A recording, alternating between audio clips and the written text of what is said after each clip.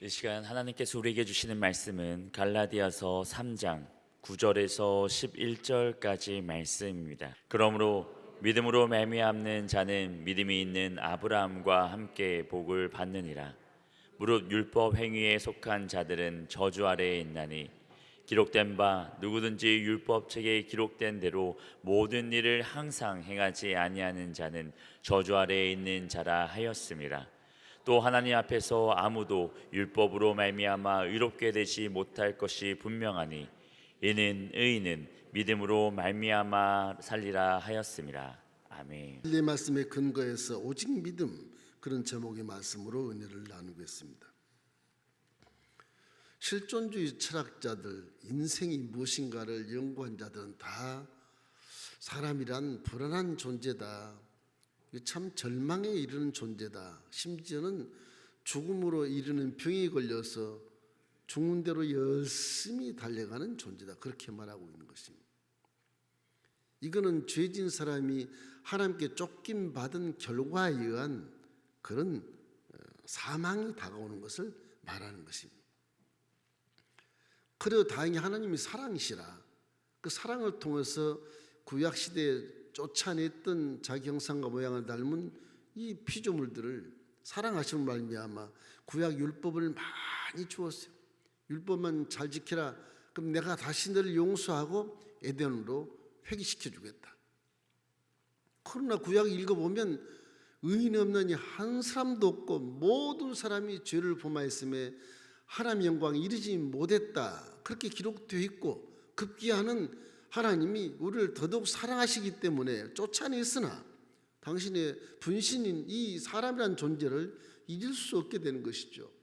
그래서 말씀이 되어 이 땅에 내려와서 사람이라는 존재가 지은 죄를 다 도말시키기 위해서 계획된 대로, 예언된 대로 하나님의 구원사 계획을 가지고 이 땅에 내려와서 하늘과 땅 사이에 십자가에 달려 우리 모든 죄를 품에 안고 함께 육체와 죄가 함께 죽어버린 것입니다. 이미 우리 죄는 심판을 받은 것이기 때문에 이제 우리는 그를 믿으면 멸망치 않고 영생을 얻는 기가 막힌 구원의 통로에 들어오게 된 것입니다. 이래서 갈라디아서 3장 13절 14절 말씀에 그리스도께서 우리를 위하여 저주를 받은 바 되사 율법의 저주에서 우리를 속량하셨으니 기록된 바 남에 달린 자마다 저주 아래 있는 자라 하였음이라. 이는 그리스도 예수 안에서 아브라함의 복이 우리 이방인에게 미치게 하고 또 우리로 하여금 믿음으로 말미암아 성령의 약속을 받게 하려 함이라고 말한 것입니다. 이렇기 때문에 구약의 율법은 믿음에서 난 것이 아닙니다. 하나님이 율법을 지키기 위해서 보냈으나 의인 없는 하나도 없이 다 죄를 지음으로 이제는 믿음에 우리 사람의 구원 어디 있느냐? 복음에 있는 것입니다. 십자가 되어서 복음을 믿어야 구원을 받게 되어 있어요. 율법을 아무리 잘 지킨다 해도 그 사람은 의인이 되지 않습니다. 못 지켜요. 그래서 십자가 복음을 믿어야만이 구원을 받게 되고 후회 없는 인생을 살 수 있다고 성경은 말씀하고 있는 것입니다. 이렇기 때문에 사람은 오직 믿음으로 말미암아 살리라, 그런 고백이 구약에 하박국서도 있고 신약의 로마서 사도행전 많이 있습니다. 이러면 항상 우리는 오직 믿음으로 살아가기를 주님의 이름으로 축원합니다. 첫째는 왜 그러느냐? 믿음에는 하나님 말씀을 믿는 것입니다. 다른 건 믿지 않는 거예요. 하나님 말씀을 믿는 거예요. 이 성경 말씀은 인생을 살아가는 방법을 가르쳐주고 있는 것입니다. 하나님께 쫓겨난 너희들은 마귀에게 죄 속에 살지만 그곳에서도 이 믿음을 가지면 말씀대로 순종하고 살면 틀림없이 복을 받고 후회 없는 인생을 살 수가 있다, 그런 것입니다. 하나님을 떠난 인류가 수단과 방법으로 광야에 씨를 뿌리고 꽃이 피고 열매를 맺어 그 수단한 방법으로 살았지만은 이 구약에 나타난 성경을 보면은 인생이란 게 이런 것이란다. 애굽에서 출애굽에서 광야에 들어갔을 때 광야에 물이 있냐, 씨가 심어도 씨가 싹이 나지 않고 열매를 맺지 못하는 그런 때 인류는 어쩔 수 없이 하늘만 쳐다봐야 돼요. 하늘만. 다른 걸 볼 이유가 없어요. 농사를 아무리 잘 지은 전문가도 광야에 딱 들어서면 하늘밖에 쳐다볼 수 없어요. 하늘에서 비가 내려야 싹이 트고 햇빛을 비춰줘야 열매를 맺으니 이 사람이나 동물이나 모든 식물들이 다 하늘만 쳐다보고 있는 것이지 사람의 힘으로 살 수가 없는 것입니다. 그것이 인생의 삶인 것입니다. 난 내 힘으로 살겠다. 그 얼마 못 가서 결국은 하나님 앞에 부호하고 회개하게 되는 것입니다.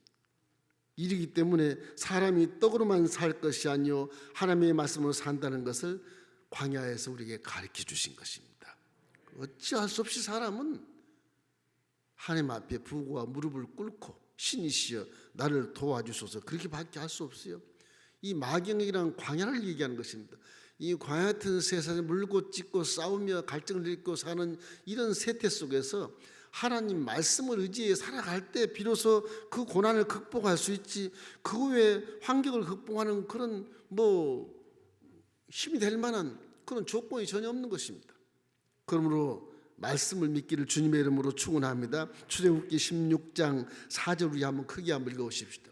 그때 야훼께서 모세에게 이르시되 보라 내가 너를 위하여 하늘에서 양식을 비같이 내리리니 백성이 나가서 일용한 것을 날마다 거둘 것이라.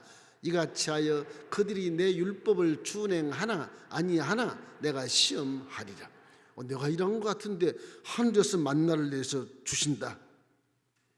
일용할 양식을 날마다 거둘 것이라. 왜? 너희들이 내 말씀에 준행하나는 것을 보려고 시험한다고. 우리도 광야에 살고 있습니다. 우리는 광야에서 내 주어진 사명을 지금 감당하고 있거든요. 장차 우리는 앞서거니 뒤서거니 우리의 조국, 우리의 본향 천국에 들어갈 것이지만 가나안에서는 6, 7, 2분 그대로 고난 속에서 하나님 말씀에 순종하며 살아야만이 후회 없는 인생을 살 수가 있고 그래야만이 주어진 사명을 감당할 수 있다고 하신 말씀을 우리에게 교훈으로 주신 것입니다. 신명기 8장 3절 함께 읽겠습니다. 너를 낮추시며 너를 줄이게 하시며 또 너도 알지 못하며 네 조상들도 알지 못하던 만나를 내게 먹이신 것은 사람이 떡으로만 사는 것이 아니요 야의 입에서 나오는 모든 말씀으로 사는 줄을 내가 알게 하려 하심이라. 말씀이란 건요 물질 세계에서 반석 같은 것입니다. 반석 같은 바위를 얘기하는 거예요. 바닷가에 반석이 서 있는데 아무리 풍파가 파도가 넘실거리고 파도가 바위를 뒤엎어도 결국 파도가 쫙 산산조각이 나면 바위는 그대로 있는 것입니다. 이게 진리예요. 어떤 환경이 나를 엄몰하고 몰아쳐도 그 믿음은 그대로 서 있어야 되는 것입니다. 그 반석은 그대로 있고 시대의 환경이 변해도 그 반석은 변하지 않은 것입니다. 어떠한 환난도 반석은 이길 수 있다고 말하는 것입니다. 그래서 하나님이 십자가 되셔서 복음을 계시하시면서 내가 이 세상을 이겼노라 그러지 않습니까? 너희도 세상에서 환난을 당하나 담대라 내가 세상을 이겼노라 말씀하신 것입니다. 사도 바울이 그 말씀을 듣고 내게 능력 주신 자 안에서 내가 모든 것을 할 수 있나이다 그런 고백을 하지 않습니까? 저와 여러분도 하나님 말씀을 마음에 새기고 그 진리가 반석이요 하나님이시요 예수라는 사실을 기억하고 보증 되신 성령님과 함께 그 말씀을 반석에 딱 세운 것처럼 믿음을 세우고 어떠한 고난과 역경과 시험의 파도가 몰려와도 그대로 서 있으면 반석은 믿음은 그대로 있고 파도는 다 산산조각이 되고 떠나가게 되는 것입니다. 그래서 영의 세계나 물질 세계에서 믿을 수 있는 근거는 말씀뿐입니다. 저와 여러분 말씀을 믿는 것입니다. 말씀은 시대가 가고 환경이 가도 영원히 변치 않습니다. 고린도서 4장 7절로 9절 함께 읽겠습니다. 우리가 이 보배를 질그릇에 가졌으니 이는 심히 큰 능력은 하나님께 있고 우리에게 있지 아니함을 알게 하려 함이라. 우리가 사방으로 우겨쌈을 당하여도 쌓이지 아니하며 답답한 일을 당하여도 낙심하지 아니하며 박해를 받아도 버림받지 아니하며 거꾸로 뜸을 당하여도 망하지 아니하고 우리를 지켜준다고 말씀하신 것입니다. 이러므로 눈에 아무 증거 안 보이고 귀에 들리는 거 없고 손에 잡히는 거 없을지라도 말씀의 구권에 딱 서 있으면 어떤 풍파도 여러분과 우리를 삼키지 못하고 산산조각이 난다는 사실을 믿으시기를 주의 이름으로 축원합니다. 그럼 말씀에 심취하십시오. 말씀을 통독하고 말씀을 필사하고 말씀을 암송하고 자꾸자꾸 말씀을 보면 아무리 나이가 많아도 말씀이 외워져 버려요. 익혀지는 것입니다. 이런 말씀에 집중하기를 주님의 이름으로 축원합니다. 말씀이 나를 살리고 말씀이 나에게 꿈을 주시고 말씀이 나의 성령과 함께 동행해서 그 이루어진 것을 그대로 체험하게 만들어 주는 것입니다. 둘째는 꿈을 꾸고 사십시오. 사람이 꿈이 없으면 망한다고 성경이 말하거든요. 잠언스 29장 18절 말씀에 묵시가 없으면 백성이 방자행하거니와 율법을 지키는 자는 복이 있느니라. 꿈을 꾸지 않은 자는 망하고 방자행하나 율법을 지키는 자, 말씀을 내 마음속에 갖고 있는 자는 복이 있다는 말은 뭐냐? 그 말씀 속에 꿈이 있다는 것입니다. 말씀은 소리지만 여러분도 소리라고 대인관계할 때 저 소리가 무슨 소리인가 형상이 나타날 것입니다. 이 사람이 아주 멋있는 집을 짓고 있구나. 이 사람은 아주 안 좋은 집을 짓고 있구나. 이 사람은 산꼭대에 있고 이 사람은 강가에 있구나. 말을 듣고 다 이해해서 문명이 발전한 것이거든요. 그 소리뿐이 아니라 소리 속에는 형상을 입고 나오는 생각이 나오기 때문에 그런 것입니다. 닭장에 어미 닭이 눈이 바짝바짝 빛나고 눈이 충혈된 마음으로 이렇게 알을 몇십 개를 딱 품에 안고 있는 것은 그 어미 닭 속에 꿈이 있어서 그런 것입니다. 병아리를 꿈꾸는 것입니다. 사람도 똑같이 하나님도 꿈을 꾸시면서 이 에덴 동산을 창조한 것처럼 사람도 하나님의 형상을 닮았기 때문에 여러분도 꿈을 꿀 수 있습니다. 왜? 하나님의 형상을 닮았기 때문에 그런 것입니다. 하나님 말씀 속에는 꿈이 있고 그림이 있고 거기 영상이 있는 것입니다. 여러분 사람 마음속에 꿈을 품고 있어야 그것이 믿음의 사람입니다. 말씀을 들어도 한 귀로 듣고 한 귀로 흘려버리면 아무 의미 없어요. 말씀을 듣고 꿈을 꾸리십시오. 저 말씀이 무슨 말인가 대화할 때 서로 이해하면서 하나님 말씀을 들을 때는 이해를 못해 멍하니 있다가 다 흘려버리고 가버려요. 그러면 성령으로 충만해야 그 말씀 이해가 되는 것입니다. 세상에 이런 땅이 있어 젖과 꿀이 흐르는 땅, 그런 땅이 어디 있어? 그렇지만 이스라엘 백성들은 모세를 통해서 인도에 나갈 때 젖과 꿀이 흐르는 땅으로는 가야 된다. 그 땅이 하나님 주신 땅이다. 이야, 이 세상에 젖과 꿀이 흐르는 땅이 어디가 있겠어? 그런데 이스라엘 백성들 마음에는 그 꿈을 꾸고 나아가는 것입니다. 결국에는 그들은 가나안 땅을 정복하고 12지파의 대이스라엘 제국을 형성한 것처럼 여러분과 저도 말씀을 듣고 꿈을 꾸면 꿈이 그대로 이루어지는 것을 믿기를 주의 이름으로 축원합니다. 꿈이라는 것은요, 말씀에 근거한 꿈을 꾸어야 되는 것입니다. 말씀에 근거하지 않고 육신의 정욕과 욕심으로 꾸는 꿈은 하나님과는 상관이 없는 것입니다. 항상 말씀을 믿을 때 그 말씀 속에서 꿈이 나타나는 거예요. 그 꿈은 무엇이냐? 우리 하나님의 소원을 두고 행하시는 꿈을 얘기하는 것입니다. 빌립보서 2장 13절 말씀처럼 너희가 하나님께서 너에게 소원을 두고 행하신 것을 알아라고 말씀하신 것처럼 저와 여러분 존재한 이상은 다 말씀에 근거한 꿈을 여러분이 꾸고 말씀에 근거한 사명을 여러분이 알아차리시기를 주의 이름으로 축원합니다. 나 하나님 무슨 사명을 주었을까? 궁금하면 기도하세요. 내가 제일 잘하는 것이 무엇일까? 그것을 꿈꾸고 기도하면 반드시 깨달을 수 있어요. 이렇기 때문에 꿈은 우리의 멱살 잡고 끌고 가는 능력이 있다는 것은 하나님 말씀은 살아서 운동력이 있어서 여러분의 꿈을 꾸면 그 꿈이 말씀과 연결만 되면 그 꿈이 여러분 멱살 잡고 광야에서도 길을 위해서 가게 하고요. 그리고 안 보는 것을 보게 하고요. 꿈을 향해서 쫓아가는 멱살 잡고 함께 달려가게 되는 것입니다. 꿈은 우리를 이끌어내는 리더와 같은 것입니다. 그럼 꿈을 꾸시기를 주의 이름으로 축원합니다. 사람이 계획을 세우고 목표를 세우지 않습니까? 이 불신자도 그렇게 세우고 살지 않습니까? 믿는 자는 계획도 안 세우고 목표도 안 세우고 멍하니 있으면 된다고 생각하십니까? 성경은 절대 그렇게 말하지 않습니다. 꿈을 꾸라고 말하는 것입니다. 목표를 세우고 꿈을 꾸어서 하나님이 기뻐하는 사명을 감당하기를 주의 이름으로 축원합니다. 이스라엘 백성들이 적과 꿀은 땅의 꿈을 꾸었기 때문에 그 좋은 날강 초지의 고센을 다 버리고 가나안 땅으로 따라가는 겁니다. 꿈이기 때문에 그런 것입니다.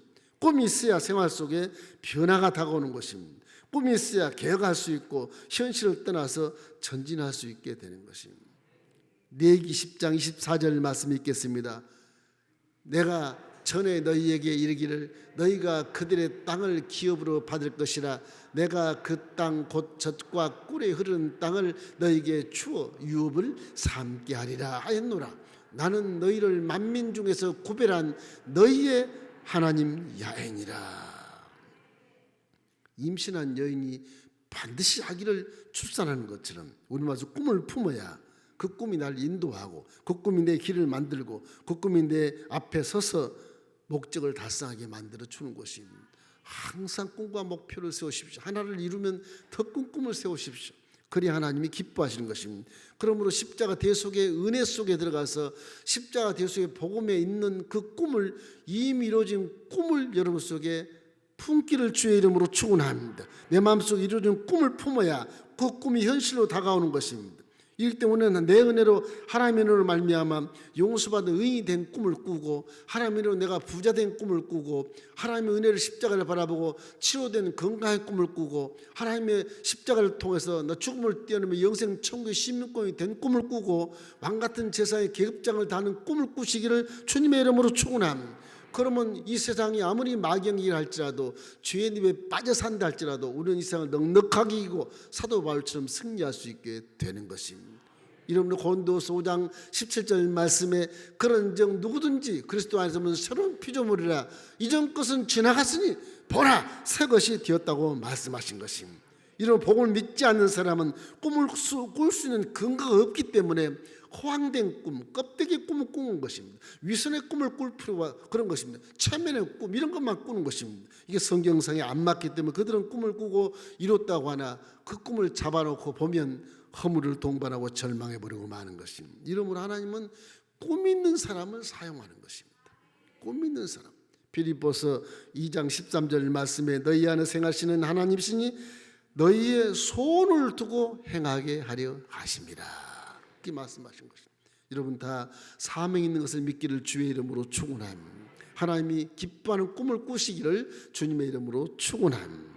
말씀을 믿고 꿈을 꾸면 그 꿈이 여러분을 인도해 주시고 눈을 열어 보게 하시고 갈 길을 밝히 보게 하시고 전진하게 만들어 주시는 것입니다. 세 번째는 담대한 믿음으로 사십시오. 믿음은 약한 것이 아닙니다. 엄청난 것입니다. 믿음은 주님이 다 이뤘다 하셨을 때 땅이 진동하고 바위가 터지고 무덤이 열렸습니다. 어마어마한 놀랄만한 일이 믿음인 것입니다. 믿음은 그렇게 강하고 담대한 것입니다. 이기 때문에 기적을 체험할 수 있게 되는 것입니다. 요한일서 5장 4절 말씀에 이렇게 기록합니다. 무릇 하나님께로부터 난 자마다 세상을 이기느니라. 세상을 이기는 승리는 이것이니 우리의 믿음이니라. 다윗이 왕중의 왕이 되고 하나님 마음에 합한 자가 된 것은요, 다윗 마음에는 항상 하나님 함께 계시다는 믿음이 있어요. 어린 마음에도 하나님 나와 함께 계시는데 골리앗을 내가 이길 수 없어. 너가 지금 사자와 곰도 쫓아냈는데 누가 골리앗을 이길 수? 너는 하나님이 함께한 자다. 구약인데도 불구하고 그런 성령이 충만한 신약 사단처럼 하나님이 함께한 사람을 믿고 그 믿음을 통해서 골리앗과 대항해서 엄청난 승리를 만들고 이스라엘을 살린 것입니다. 다윗이 명하는 것 사무엘상 17장 45절 말씀 유명하지 않습니까? 그게 한번 읽겠습니다. 다윗이 블레셋 사람에게 이르되 너는 칼과 창과 단창으로 내게 나아오거니와 나는 만군의 야의 이름 곧 내가 모욕하는 이스라엘 군대의 하나님의 이름으로 내게 나아오노라. 여러분은 지금 예수를 믿으면서 내가 창이 있어야 되고 칼이 있어야 이길 수 있다고 생각할지 모르겠어요. 하나님을 함께한다고 하면 하나님이 칼이고 창이고 없어도 물맷돌 하나로 골리앗을 쓰러뜨리는 것입니다. 전쟁은 야훼께 속하다고 말씀하지 않습니까? 여러분의 삶은 다 전쟁이에요. 마귀하고 전쟁인 것입니다. 왜? 마귀에게 살기 때문에 부딪히는 것이 죄요, 스치는 것이 죄이기 때문에 우리는 마귀하고 전쟁하면서 사는 것입니다. 이러기 때문에 하나님과 함께 계시는 다윗의 믿음을 갖고 있으면 틀림없이 승리할 수 있는 것입니다. 그 창으로 위협을 하고 칼로 공포심을 조종해도 우리는 그를 이길 수 있다고 성경은 말씀하고 있는 것입니다. 이러기 때문에 이스라엘 용사들은 하나님을 믿었어도 모험하지 못함으로 말미암아 역사가 되지 않았지 않습니까? 다윗의 형들이 다 그 뒤에 군대 장수로 다 있었거든요. 그들은 믿음을 체험하지 못하고 모험하지 못하기 때문에 바위 뒤에 숨어 있는 것입니다. 조그만 아이 막내 아들 다윗이 16살 먹은 그 초록 목동이 물맷돌 하나 가지고 하나님은 나와 함께 있다. 당당히 나가서 골리앗 쓰러뜨리지 않습니까? 얼마나 창피하겠습니까? 형들이 뒤에 숨어가지고서. 믿음이란 그렇게 모험하는 것입니다. 하나님을 몸으로 느끼며 살아간 것이 믿음이에요. 신약에 와서 다윗처럼 믿게 하려고 성령을 보내신 것입니다. 여러분 성령을 충만하면 성령이 지금 나와 함께 계신 것을 믿고 성령과 함께 대화하면서 모든 일을 올바르게 판단하고 성령과 함께 물으면서 또 응답받고 나아가고 그런 삶을 살게 되시기를 주님의 이름으로 축원합니다. 이 믿음이란 건 벼락에서 몸을 날리는 그 번지점프 같은 것입니다. 뒤에 줄은 있는데 이 뛰어내도 두렵지 않습니까? 믿음도 두렵습니다. 두려우나 뒤에 밧줄이 걸리는 것처럼 말씀의 밧줄이 여러분 뒤에 딱 걸려 있어요. 그냥 뛰어내리는 믿음을 뛰어내리는 거예요. 믿습니다. 뛰어내리는 것입니다. 그러면 주님이 붙잡아 주시는 것입니다. 그걸 못하기 때문에 기적을 체험할 수가 없어요. 4차원 세계 영역에 들어가야 확실한 믿음이 되는 겁니다. 그렇지 않고서는 항상 물질 세계에서 지혜를 강구하고 또 일어났던 데 전문 지식으로 살려고 하고 술수로 살려고 부상과 방법으로 살려고 해서 믿음의 여력이 전혀 없는 사람처럼 살지 않습니까? 영역의 세계 한번 들어갔다 나오시는 것이 좋습니다. 그래서 여러분 금식하고 성령과 함께 충만해서 이 영적인 4차원적 영역을 여러분이 체험하게 되시기를 주님의 이름으로 축원합니다. 눈에 아무것도 안 보이고 귀에 들리는 거 없고 손에 잡히는 거 없어도 그냥 번지점프처럼 뒤에 줄이 날 묶고 있으니 난 뛰어내려 산다. 난 할 수 있어. 그냥 뛰어내리면 주님이 딱 붙잡아 주시고 건져 주시는 것입니다. 베드로가 왜 수제자가 된지 아십니까? 베드로 멍청한 사람이었어요. 공부도 안 한 사람이에요. 뭐 한낱 어비에 불과한 것입니다. 그날 먹어서 그냥 사는 사람, 부자 될 가능성이 전혀 없는 베드로예요. 그 왜 수제자가 됐을까? 많이 배운 빌립도 있고 많이 배운 유다도 있고 다 있는데 어떻게 베드로같이 무식한 사람이 이렇게 수제자가 됐을까? 그건 모험을 잘한 사람입니다. 모험을 잘한 사람. 베드로는 갈릴리 해변에서 불황이 있었습니다. 모든 갈릴리 해변의 수산업이 다 불황이야. 고기 한 마리를 못 잡아요. 완전히 절을 세금도 못 낼 지경이야. 다 부도날 지경. 3, 40년 잠비가 울게 갈릴리 바다에서 어부 생활했지만 주님이 왔을 때 밤맞도록 그물 던지러 하나도 고기 못 잡았는데 그래도 그 생명줄이라 새벽에 해변가에 나와서 그물을 다 씻고 깊고 이렇게 하고 있는 중에 주님이 벌떡 물이 함께 오시더니 베드로 배에 탁 올라서신 것입니다. 못해 좀 띄워달라. 띄워주면 말씀을 증거하는데 베드로는 지금 열병 앓는 장모에 뭐 병원비도 마련해야 되고 처자식을 먹이고 살려야 되고 하는데 이게 돈은 없지. 지금 얼굴이 충혈돼서 창기는 오지 뭐 춥기는 하지. 그러고 있는데 목사님 이 예수님은 자기 배에서 말씀을 증거합니다. 말씀을 가장 잘 듣는 사람이 베드로거든. 가장 가까이 귀에 있는 사람. 말씀의 깃전을 때릴 때 그림은 사라지고 해는 중천에 떠 있는데 예수님이 말도 안 되는 소리 한 거야. 베드로야 깊은 데로 가서 그물을 내어 고기를 잡으라. 시간 뭐 세상 해변 가운데 대기업인 요한의 배들은 막 수십 척 있지만은 베드로는 한 배 하나 가지고서 예수님을 모시고 대낮에 노를 저어서 바다 한가운데로 가는 거. 다 비웃습니다. 저 바보 예수 믿더니 완전히 망했구나. 또라이가 됐구나. 그래서 깊은 데로 그물을 내었더니 아주 그물이 찢어질 만큼 고기를 많이 잡았다. 베드로가 놀라서 내가 죄인입니다. 엎드리고 난 다음에 친구들을 막 손집에서 두 배가 오매 그들도 아주 만성이 되게 치워서 대낮에 고기를 잡았다. 자, 우리의 상식은 대낮에 갈릴리 바다에 그물을 던지면 고기가 다 보고 다 피해버립니다.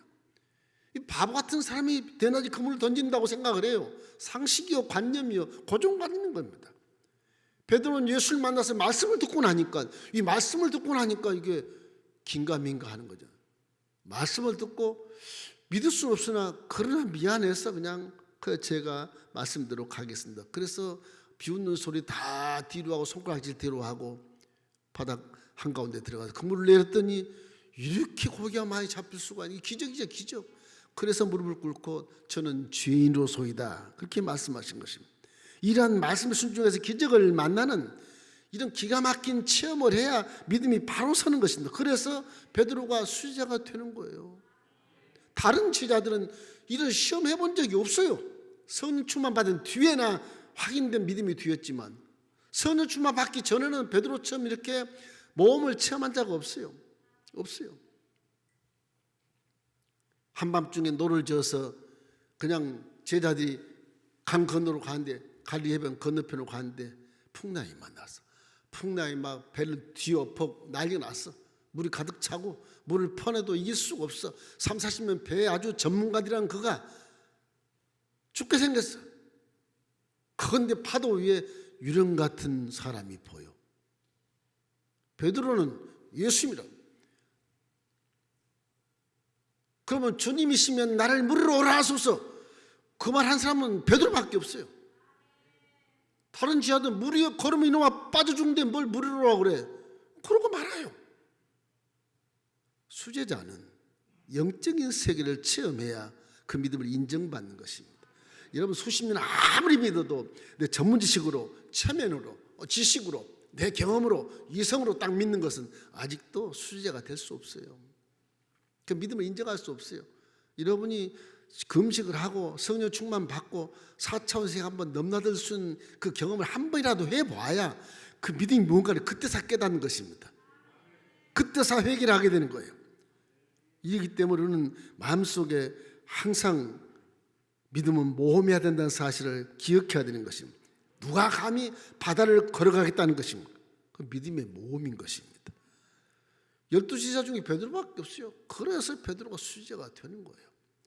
지식으로 믿지 않습니다. 이성으로 믿지 않아요. 먹고 있고 누리는 것으로 믿지 않아요. 4차원세를 체험한 자가 하나님의 마음을 조금이라도 알 수 있어요. 그 사람이 선생이 되는 것입니다.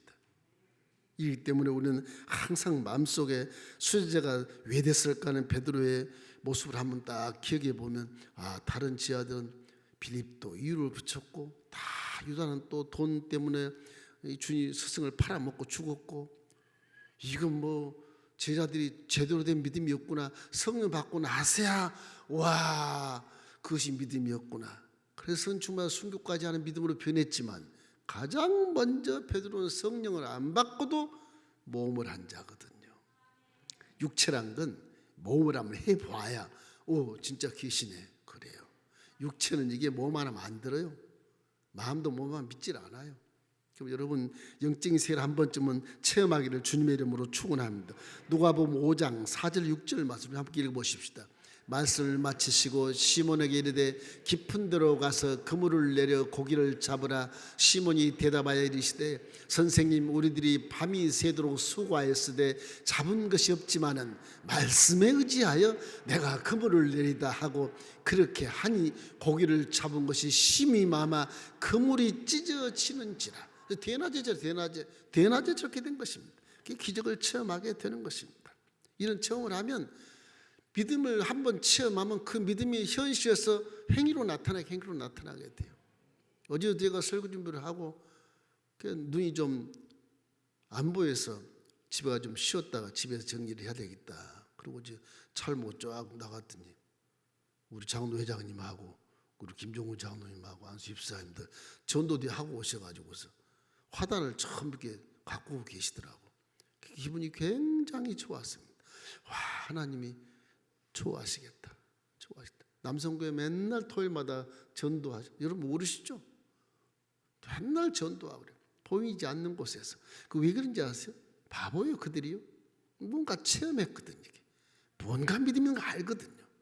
그건 헛되지 않습니다. 본인이 모른다 해도 헛되지 않습니다. 하나님 그걸 다 기억하고 계시는 것입니다. 수보 멜림교는 15년 동안 저에게 말씀을 많이 배웠는데요. 얼마큼 배웠는지 모르겠으나 그러나 저는 자부합니다. 다른 교회보다 훨씬 더 우리 성도님들은 다 지금 성장이 되어 있고요. 전부 다 착하고 선한 사람을 변하게 되어 있고요. 하나님 기뻐하는 사람을 변화된 것을 저는 확실히 믿습니다. 여러분 분명코 복을 받을 수 있는 자격이 있어요. 할렐루야.